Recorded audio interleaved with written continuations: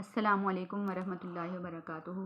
رب اشرح لی صدری ویسر لی امری واحلل عقدۃ من لسانی یفقہوا قولی۔ رب زدنی علما رب زدنی علما رب زدنی علما۔ آج ہم سورۃ البقرہ کی آیت نمبر 24 سے پڑھیں گے۔ فَإِن لَمْ تَفْعَلُوا وَلَن تَفْعَلُوا فَاتَّقُوا النَّارَ الَّتِي وَقُودُهَا النَّاسُ وَالْحِجَارَةُ أُعِدَّتْ لِلْكَافِرِينَ۔ فَإِن لَمْ تَفْعَلُوا پس اگر تم نہ کر سکو، وَلَن تَفْعَلُوا اور تم ہرگز ایسا نہیں کر سکو گے، فَاتَّقُوا النَّارَ الَّتِي پس تم بچو آگ سے، الَّتِي وہ آگ، وَقُودُهَا النَّاسُ جس کا ایندھن لوگ ہیں، وَالْحِجَارَةُ اور پتھر ہیں، اُعِدَّت تیار کی گئی ہے کافروں کے لیے۔ اب یہاں پر پیچھے ہم نے جب اہل عرب جو لوگ تھے، کچھ اہل عرب تھے، وہ لوگ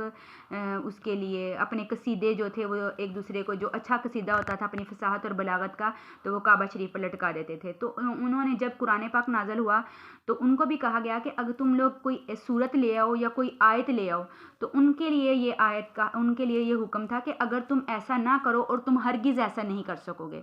یعنی اس سے مراد یہ ہے کہ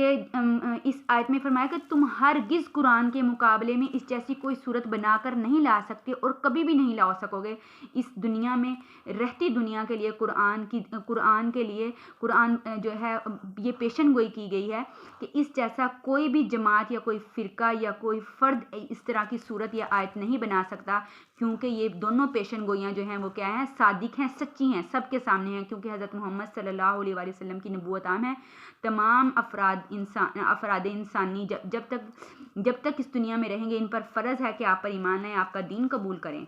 تو یہاں پر یعنی کفر اور شرک میں بے شمار قومیں جو ہیں، کروڑوں افراد جو ہیں وہ اس میں کفر میں مبتلا ہیں، لیکن قرآن بھی سنتے ہیں اور اس کو حق بھی مانتے ہیں، لیکن ان کو معلوم بھی ہے کہ یہ قرآن سچ ہے، لیکن اس کو کیا کرتے ہیں؟ مانتے نہیں ہیں۔ تو یہاں پر یہ کہا جا رہا ہے کہ فَاتَّقُوا النَّارَ الَّتِي پس تم بچو اس آگ سے جس کا ایندھن لوگ اور پتھر ہیں۔ یہاں پر بعض مفسرین نے لکھا ہے کہ یہ وہ پتھر ہیں جن کی دنیا میں مشرکین عبادت کیا کرتے تھے، وہ دوزخ میں ہوں گے۔ وہ کیا ہوں گے؟ وہ دوزخ میں ہوں گے۔ وَقُودُهَا النَّاسُ وَالْحِجَارَةُ أُعِدَّتْ لِلْكَافِرِينَ۔ اور حضرت عبداللہ ابن مسعود سے نقل ہے، انہوں نے فرمایا کہ یہ وہ پتھر ہیں کہ یہ گندک سے تیار کیے گئے، جن کو اللہ تعالیٰ نے جس شکل میں بھی چاہا ہے اس میں ہی پیدا فرما دیا ہے، کہ وہاں پر وہ جو لوگ ہیں وہ ہمیشہ ہمیشہ کے لیے رہیں گے۔ آگے وَبَشِّرِ الَّذِينَ آمَنُوا اور خوشخبری دے دیجئے ان لوگوں کو جو ایمان لائے، وَعَمِلُوا الصَّالِحَاتِ اور عمل کیے اچھے، اَنَّا بے شک لَهُمْ ان کے لیے جنات تجری ان کے لیے جنات باغات ہوں گے، تجری بہتی ہوں گی اس کے نیچے سے، انہار نہریں، کلما رزقوا جب کبھی رزق دیا جائے گا، منہا اس میں سے، من ثمرۃ پھلوں میں سے، رزقن بطور رزق، قالو تو وہ کہیں گے، ھذا الذی یہ وہی ہے، رزقنا جو رزق دیا گیا تھا ہمیں، من قبل اس سے پہلے، واتو اور دیا جائے گا بھی اس کے ساتھ، متشابہن ملتا جلتا، وَلَهُمْ اور ان کے لیے، فیہا اس میں، ازواجن بیویاں ہوں گی، مطہراتن پاکیزہ بیویاں ہوں گی، وہم اور وہ، فیہا اس میں خالدون ہمیشہ ہمیشہ رہیں گے۔ یہاں پر کافروں کی سزا بتانے کے بعد اس آیت میں اہل ایمان اور اعمال صالحہ والے بندوں کی جزا کا ذکر فرمایا ہے کہ جو طرح طرح کی نعمتوں کی صورت میں ظاہر ہوگی۔ یعنی جو پہلے نمبر پر تو یہ ہے کہ ان کے لیے یہ باغات دارالنعیم ہی ہوں گے، جسے جنت کہا جاتا ہے۔ یہ باغات جو ہیں، یہ جنات تجری، جنات سے مراد یعنی یہاں پر دارالنعیم ایسے باغات مراد ہیں جو دارالنعیم میں ہوں گے، جسے جنت کہا جاتا ہے۔ ان باغوں میں رہنے کے لیے مکان بھی ہوں گے، جیسا کہ سورۃ صف میں بھی ایک آیت میں ہے کہ اس کا ترجمہ ہے کہ ان باغات میں نہریں جاری ہوں گی جو صاف ستھرے پانی کی ہوں گی، جس میں کسی طرح کا کوئی تغیر نہیں ہوگا، اس میں دودھ کی نہریں ہوں گی جن کا مزہ کبھی تبدیل نہیں ہوگا، اور شراب کی نہریں ہوں گی جو پینے والے کے لیے لذت کا ذریعہ ہوں گی، اور صاف ستھرے شہد کی نہریں ہوں گی۔ یہاں پر اللہ تعالیٰ فرما رہے ہیں، کیونکہ یہاں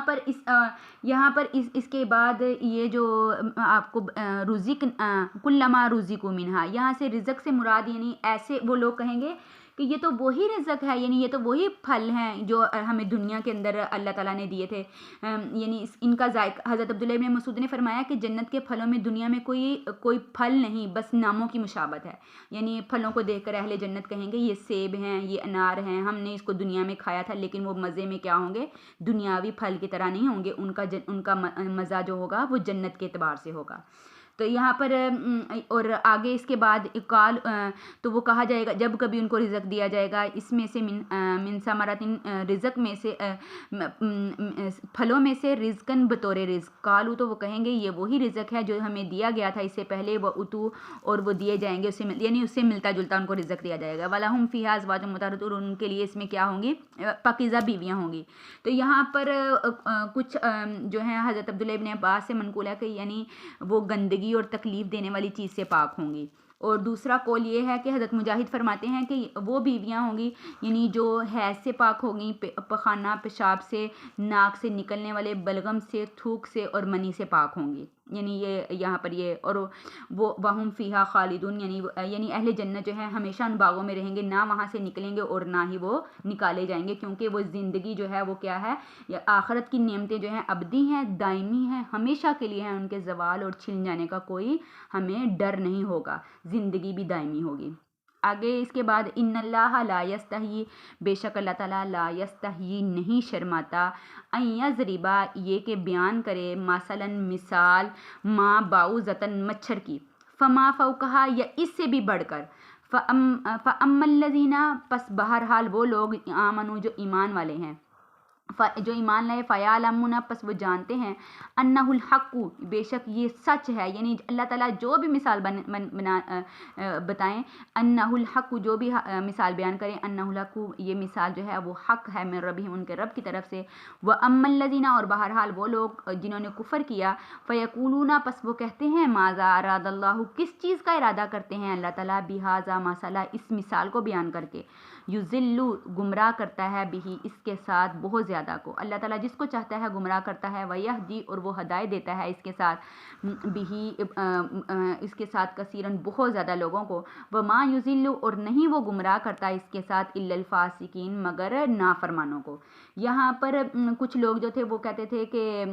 یہ اللہ تعالیٰ کس چیز کا، یعنی مچھر کی مثال بیان کر کے انہوں نے یہ اعتراض کیا تھا، یہاں پر اعتراض کا جواب دیا گیا ہے کہ انہوں نے اعتراض کیا کہ اللہ تعالیٰ نے قرآن کے اندر مکڑی کا ذکر کیا، مکھی کا ذکر کیا، مچھر کا ذکر کیا، یعنی اتنی حقیر چیزیں، یہ تو اللہ کی شایان تو نہ ہوئی، تو یہ اللہ تعالیٰ کس چیز کا ارادہ کرتے ہیں ان مثالوں کو بیان کر کے۔ اللہ تعالیٰ نے اس اعتراض کا جواب دیتے ہوئے فرمایا ہے کہ اللہ تعالیٰ نہیں شرماتے کہ کوئی چیز مثال میں پیش فرمائے، خواہ وہ مچھر ہو یا اس سے بھی بڑھ کر کوئی بھی چیز ہو، تو اللہ تعالیٰ فرماتے دونوں، یعنی یہاں پر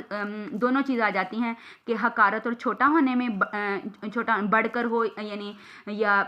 جسامت کے لحاظ سے بڑھ کر ہو، ساتھ یہ بھی اللہ تعالیٰ نے فرمایا کہ اہل ایمان کو اس میں کوئی تردد نہیں ہوتا کہ یہ مثال اللہ کی طرف سے ہے، کیونکہ مثال جو ہے وہ اپنی جگہ پہ ٹھیک ہے، کیونکہ اس کا بیان کرنے والا کون ہے، اس کا بیان کرنے والا وہ یقین رکھتے ہیں، اہل ایمان جو ہیں وہ یقین رکھتے ہیں کہ یہ مثال واقعی بالکل ٹھیک ہے اور موقع کے مطابق ہے، ہمارے رب کی طرف سے ہے، اور کافر لوگ جو ہیں وہ کیا کرتے ہیں، اپنے اناد میں، اپنے دشمنی میں ماننے سے انکار کر دیتے ہیں اور کہتے ہیں کہ اس حقیر چیز سے اللہ تعالیٰ نے کس چیز کا ارادہ کیا ہے۔ آج ہم یہیں پر اس کا اختتام کرتے ہیں، انشاءاللہ اگلا سبق جو ہے آگے نیکسٹ ٹائم پڑھیں گے انشاءاللہ بہت جلد۔ باخر دعوانا الحمدللہ رب العالمین۔